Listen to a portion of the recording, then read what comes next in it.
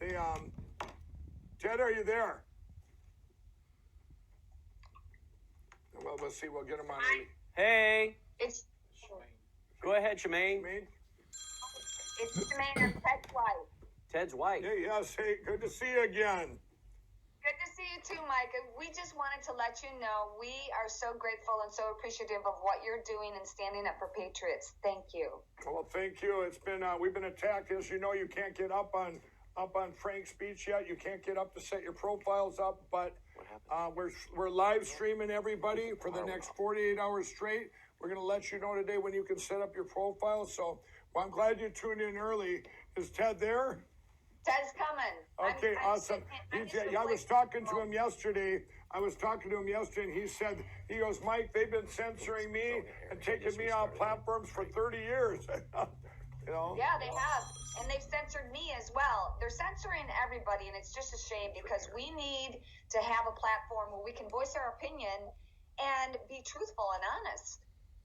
Absolutely.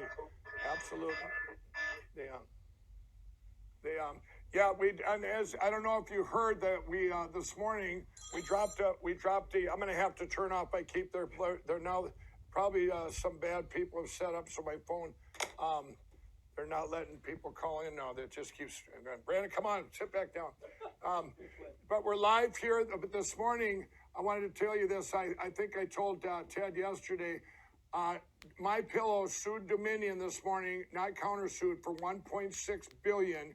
They came after my company, not just Mike Lindell. They came after my company and 2,500 employees. They all have families. A lot of them own stock, company owned, a private company. And what a shame that, we can't, this by putting up Frank, we're going to finally be able to tell the world about machines and vaccines. What a concept, huh?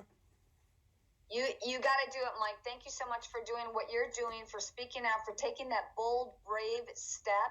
So many of us are scared to do things like you and Ted do and speak out. But now that you have this platform, it's going to be okay. Right. Amen to that. That's why about 4 weeks ago, I said, we've got to get something up because remember the old-fashioned...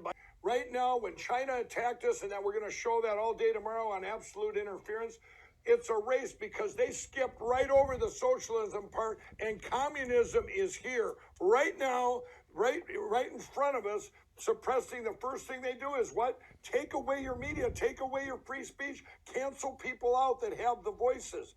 And you've been doing this for so long, and that's why when I talked to you yesterday, I'm going, wow, they were doing it, all the way, decades ago to you, just bringing up things that